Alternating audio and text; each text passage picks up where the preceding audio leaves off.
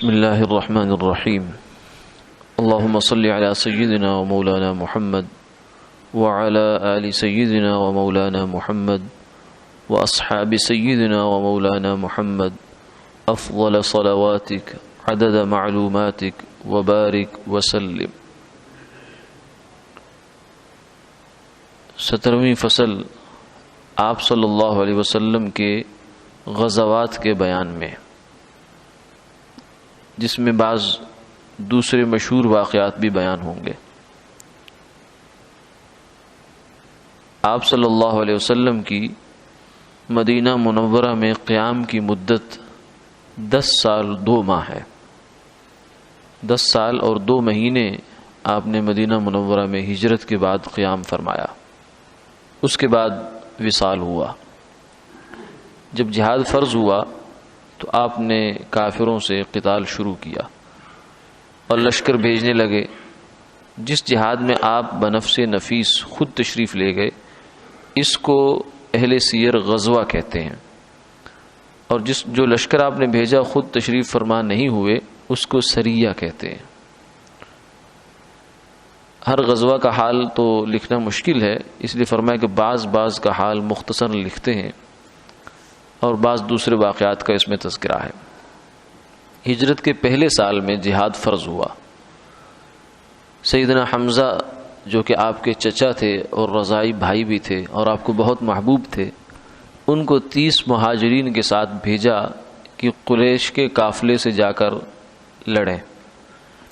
یہ رمضان المبارک کا قصہ ہے، اور حضرت عبیدہ بن حارث کو 60 مہاجرین کے ساتھ بطن رابغ کی طرف شوال میں بھیجا، اور حضرت سعد بن ابی وقاص جو کہ آپ کے رشتے کے ماموں ہیں، ان کو 20 مہاجرین کے ساتھ خرار کی طرف، جو ایک جگہ ہے جحفہ کے قریب، وہاں بھیجا ذوالقعدہ میں۔ پھر سفر میں غزوہ ابوا واقع ہوا، یعنی یہ تو وہ لشکر ہیں جن میں آپ خود تشریف نہیں لے گئے بلکہ صحابہ کو بھیجا، اس لیے ان کو سیرت کی کتابوں میں سریہ لفظ لکھا ہوتا ہے، اور جس میں خود تشریف لے گئے اسے غزوہ کہتے ہیں۔ یہ سب سریے تھے۔ پھر سفر میں غزوہ ابوا واقع ہوا، اس میں آپ خود تشریف لے گئے۔ ابوا ایک گاؤں تھا مکہ اور مدینہ کے درمیان۔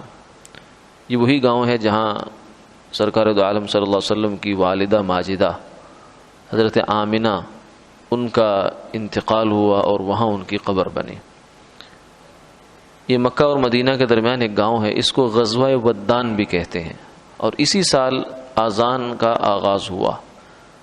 اذان کا سلسلے میں سرکار دو عالم صلی اللہ علیہ وسلم نے، کیونکہ مدینہ منورہ میں جا کے اب باجماعت نماز پڑھنی جو تھی اس کی ترتیب قائم ہوئی، جبکہ مکہ مکرمہ میں ایسا نہیں تھا، چھپ چھپا کر اکا دکا انفراداً نماز پڑھی جاتی تھی۔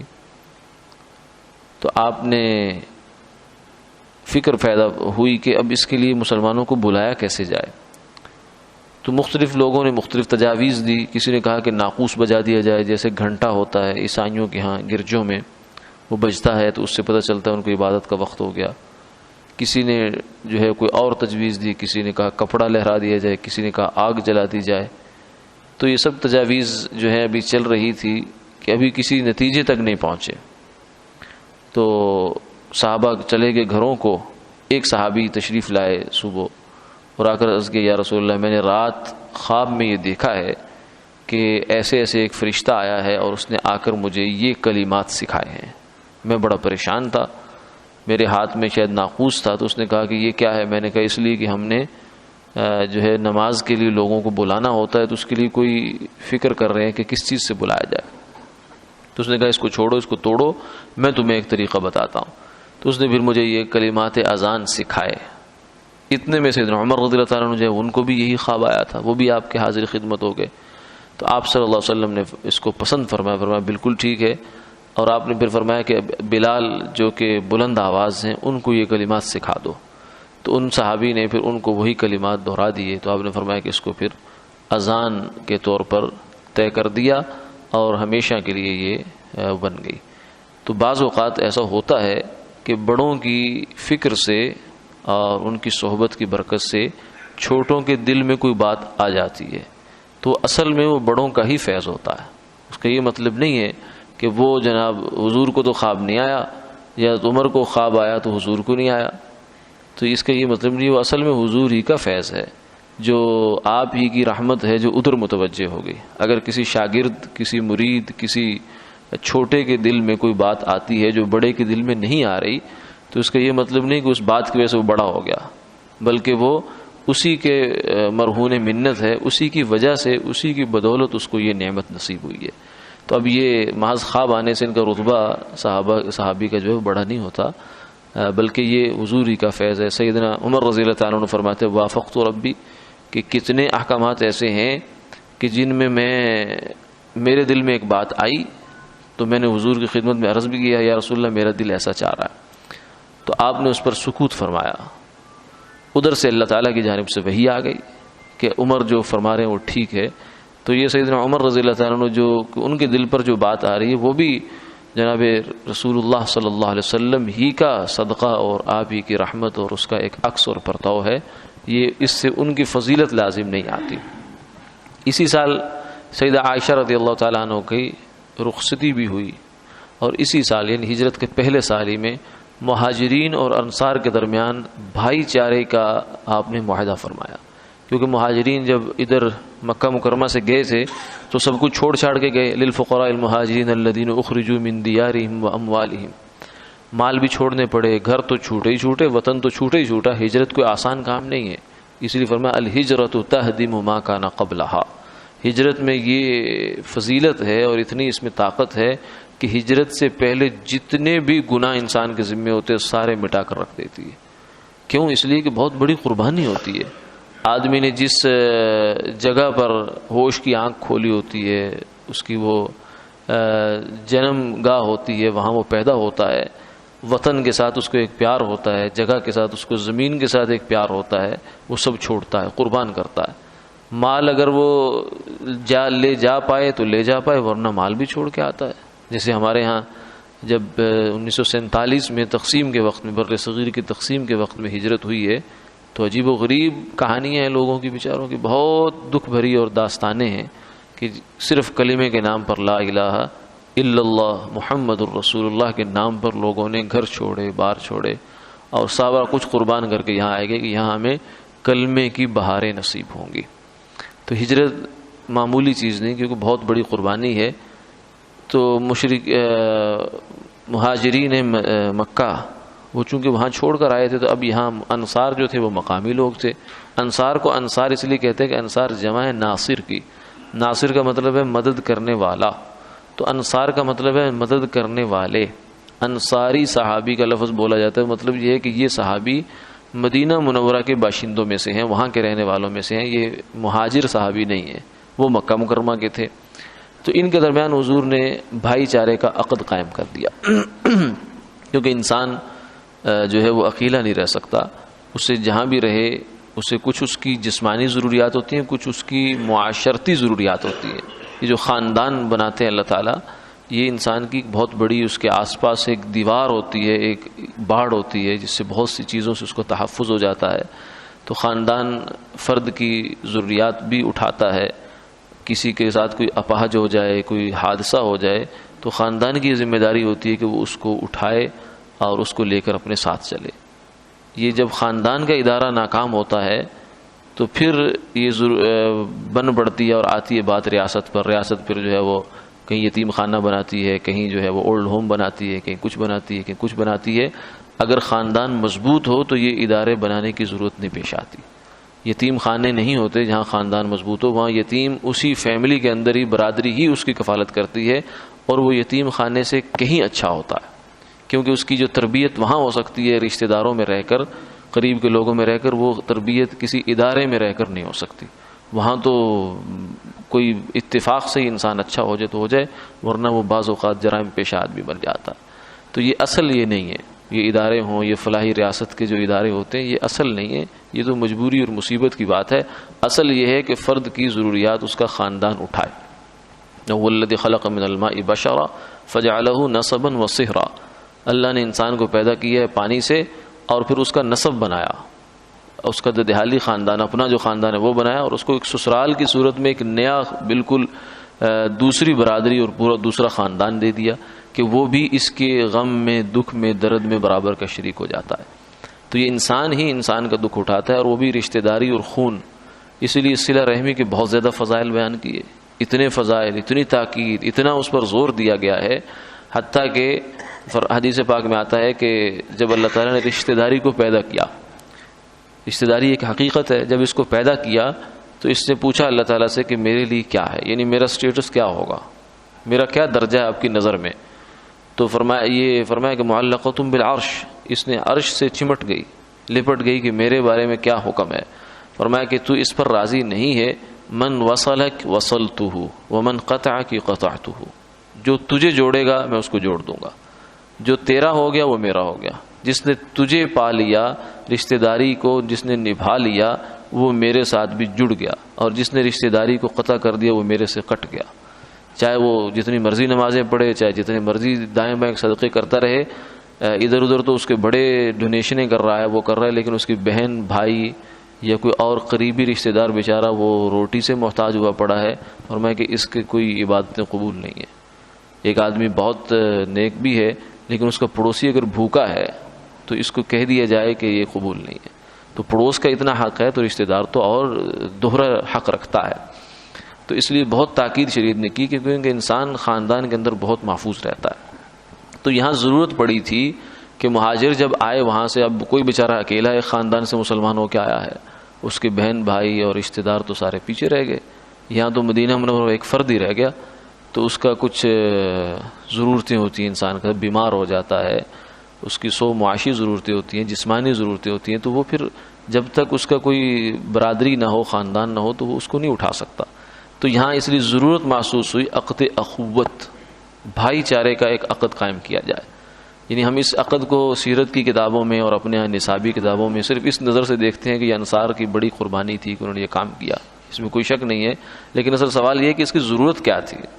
تو ضرورت اس کی بنیادی ہوتی ہے کہ ایک فرد کی جب تک یہ ضرورت پوری نہ ہو وہ اس دنیا میں اپنے آپ کو ایسے محسوس کرتا ہے جیسے اسٹیشن پر ہوتا ہے، یہ ٹرین میں ہوتا ہے آدمی، کہ اس کے آس پاس بھیڑ تو بہت ہوتی ہے، لوگ تو بہت سارے ہوتے ہیں، رونق بہت ہوتی ہے، لیکن وہ سب سے تنہا ہوتا ہے، اس کی کسی کے ساتھ اٹیچمنٹ نہیں ہوتی۔ تو جب تک انسان کو یہ اخوت نہیں ملتی، بھائی چارہ نہیں ملتا، اس وقت تک وہ ایک تنہا ہے، مجمع میں رہ کر بھی تنہا ہے، انجمن میں رہ کر بھی وہ خلوت کے اندر ہوتا ہے۔ تو اس لیے یہ ضرورت تھی بنیادی مہاجرین کی، آپ صلی اللہ علیہ وسلم نے انصار کے ساتھ یہ فرمائی، اور اللہ تعالیٰ بہت راضی ہوا ان لوگوں سے جنہوں نے اس اخوت کا حق ادا کیا، حتیٰ کہ انہوں نے اپنے گھروں میں، باغوں میں، مالوں میں شریک کیا، ان کو کہا کہ اب تم ہمارے بھائی ہو، واقعتاً بھائی ہو، رب اخ لم تلدہ امک، فرمایا کچھ بھائی ایسے بھی ہوتے ہیں جو ماں نے نہیں جنے ہوتے لیکن وہ بھائی بن کے دکھاتے ہیں انسان کے، بھائی چارہ اسی کو تو کہتے ہیں، بھائی چارہ، یعنی ایک دوسرے کے بھائی بن گئے اور بھائی بن کے ساری زندگی اس کو نبھا لیا۔ یہ پرانی اقدار ہوا کرتی تھی ہماری اس زمانے میں، تو اصل میں سگا بھائی کو کوئی بھائی نہیں سمجھتا، کہتے خون سفید ہو گئے۔ سفید کیوں ہو گئے؟ مادہ، دنیا کی محبت اور مال کی محبت ہمارے اوپر اتنی سوار ہو گئی ہے کہ ہم اس کو ہر قیمت پر، ہر قدر پر، ہر ویلیو پر ترجیح دینے لگ گئے۔ یہ اقدار ہوتی ہیں، معاشرتی اقدار ہوتی ہیں، رشتہ داری ہوتی ہے، بہن بھائی، ماں باپ، چچا ماموں خالہ، یہ سب قدریں ہوتی ہیں۔ یعنی آپ کو مال قربان کر کے بھی رشتے بچانے پڑتے ہیں، مال لگا کر بھی رشتے بحال کر رکھنے پڑتے ہیں۔ تو اگر مال آپ کی پہلی ترجیح بن جاتا ہے انسان کی، تو کہتے ہیں رشتہ جائے بھاڑ میں نئے رشتہ دار تلاش کروں گا، میں نئے تعلقات بناؤں گا، میں سب کچھ کروں گا، رشتے کی کیا ضرورت ہے مجھے۔ تو یہ خون سفید اس لیے ہوتے ہیں کہ ہم نے ان کی جگہ پیسے سے انسان اپنی زندگی بھرنا چاہتا ہے، وہ سمجھتا ہے کہ پیسے سے سارے کام ہو جاتے ہیں۔ تو یہ رشتہ داریاں جو ہے، اب تو پرانے لوگ البتہ اس کو نبھاتے تھے، یعنی کہیں کبھی کوئی ایسا ہو گیا کسی نے کسی کے ساتھ نیکی کر دی، وہ تھوڑی سی نیکی کر دی تو وہ اس کو ساری زندگی بس اس احسان کو نبھاتا رہتا تھا، قربانی دیتا رہتا تھا، مال خرچ کرتا رہتا تھا، حتیٰ کہ اگر کسی نے کسی کو اپنی بیٹی کہہ دیا تو وہ ساری زندگی اس کی بیٹی ہی بنا کر اس کو نبھاتا رہتا تھا، حتیٰ کہ اس کے سارے لین دین کے معاملات میں بھی اسی طرح چلا کرتا تھا۔ تو یہ ایک وہ زمانہ تھا، اور اب بھی ہو سکتا ہے اگر انسان انہی اقدار پہ واپس آ جائے تو جیسا سکون اور جیسا اطمینان زندگی میں پہلے لوگوں کو نصیب ہوتا آج بھی ہو سکتا ہے۔ اللہ کے جو قانون ہیں وہ یکساں ہیں، وہ بدلتے نہیں ہیں، فطرت اللہ التی فطر الناس علیہا ولن تجد لسنت اللہ تبدیلا۔ سر سید احمد خان جو یہاں ہمارے ہندوستان میں بڑے ایک نام ہے، اگرچہ ان کے عقائد پوری طرح درست نہیں تھے اور ان کے نظریات سے بھی پوری طرح علماء کو اتفاق نہیں ہوا، لیکن وزاداری بہرحال تھی ان کے اندر۔ ان کے بارے میں ایک واقعہ لکھا ہے کہ ایک صاحب کیونکہ انگریزوں کے ان کا ذرا رکھ رکھاؤ تھا، انگریزوں کے منظور نظر تھے وہ، تو ایک صاحب کسی انگریز افسر کے پاس گئے اور جا کر کہا کہ میں سر سید کا داماد ہوں، تو اس لیے میرا یہ کام کر دو۔ اس نے کام کر دیا۔ بعد میں اس نے سر سید سے آ کر کہا کہ آپ کے داماد آئے تھے، ویسے جیسے تذکرہ ہو جاتا ہے رسمی، تو میں نے ان کا یہ کام کر دیا۔ تو ان کا اچھا کون سے تھے داماد؟ تو انہوں نے کہا جی اس نام کے۔ اس نے کہا اچھا ٹھیک ہے، بہت اچھا، شکریہ، اللہ تعالیٰ آپ کو جزائے خیر، جو بھی بہرحال اس نے کیا۔ اس کے بعد وہ جناب اس کے گھر گئے، جو اس کی بیوی تھی، اسے جا کر کہا کہ بیٹی آج سے تو میری بیٹی ہے۔ اور صرف اتنا ہی نہیں کہا، یہ لفظی صرف جمع خرچ نہیں ہے، بلکہ پوری زندگی اس کے ساتھ بیٹیوں والا سلوک کیا اس نے۔ اس کی شادی، غمی، خوشی، ہر چیز کے اندر اس کو باپ کی طرح اس کے ساتھ معاملات نبھا دیے۔ تو یہ وہ زمانہ تھا، اچھا خیر کا زمانہ ہوتا تھا کہ جب بھائی چارہ، اخوت، ان چیزوں کی ایک انسان کی نظر میں اہمیت ہوا کرتی تھی، کیونکہ پیسہ پہلی ترجیح نہیں ہوتا تھا۔ تو انصار مدینہ نے یہ جو ہے ایک نمونہ قائم کر کے دکھایا کہ انہوں نے مال تک تقسیم کی، حتیٰ کہ بعض جو ہے وہ انصار نے مہاجرین کو یہ بھی پیشکش کی کہ میری 2 بیویاں ہیں، میں ایک کو طلاق دوں گا، عدت گزرے گی، اس کے بعد آپ ان سے نکاح کر لیں۔ یعنی یہاں تک بھی ان کو اپنی زندگی میں شریک کرنے کی ان کے جذبات تھے۔ تو ایسے تو اللہ تعالیٰ نے ان کی تعریفیں قرآن پاک میں نہیں فرمائی، وَيُؤْثِرُونَ عَلَىٰ أَنفُسِهِمْ وَلَوْ كَانَ بِهِمْ خَصَاصَةٌ، کہ چاہے وہ خود بھوکے ہیں لیکن دوسروں کو اپنی ذات پر ترجیح دیتے ہیں۔ اصل میں ہوتا یہ ہے کہ انسان کو جیسے ہمیں پیسے کی لذت لگی ہے نا، پیسہ خرچ کرنے کی بھی ایک لذت ہوتی ہے، قربانی دینے کی بھی ایک لذت ہوتی ہے۔ جو انسان کو لگ جائے تو پھر پیسے کی لذت اس کے سامنے کچھ نہیں رہ جاتی، وہ پھر اسی کو ترجیح دیتا ہے۔ اسے اپنا پیٹ بھوکا بھی رہ جائے کوئی بات نہیں، دوسرے کو کھلا کر خوشی محسوس ہوتی ہے، دوسرے کے چہرے پر مسکراہٹ آتی ہے تو اس کو اچھا لگتا ہے، خوشی محسوس ہوتی ہے، یہی اس کے لیے سب سے بڑی لذت بن جاتی ہے، یہ اسی میں اس کو جو ہے وہ سب کچھ نظر آتا ہے۔ تو انصار نے یہ کیا، اور جب تک پھر جنگیں ہوئیں، پھر غزوہ خیبر جب ہوا، خیبر فتح ہوا، تب تک مہاجرین کے پاس کوئی باقاعدہ نظم نہیں بنا اس طرح کا مالی اعتبار سے، تو تب تک ان کا یہ سلسلہ قائم رہا۔ پھر غزوہ خیبر پر جب مہاجرین کو بھی جو ہے وہ کچھ تقسیمیں کی گئی زمینیں، تو اس کے بعد پھر انہوں نے انصار کے وہ جو چیزیں تھیں، زمینیں تھیں یا باغات تھے، اس طرح کی چیزیں، تو وہ واپس لوٹا دی۔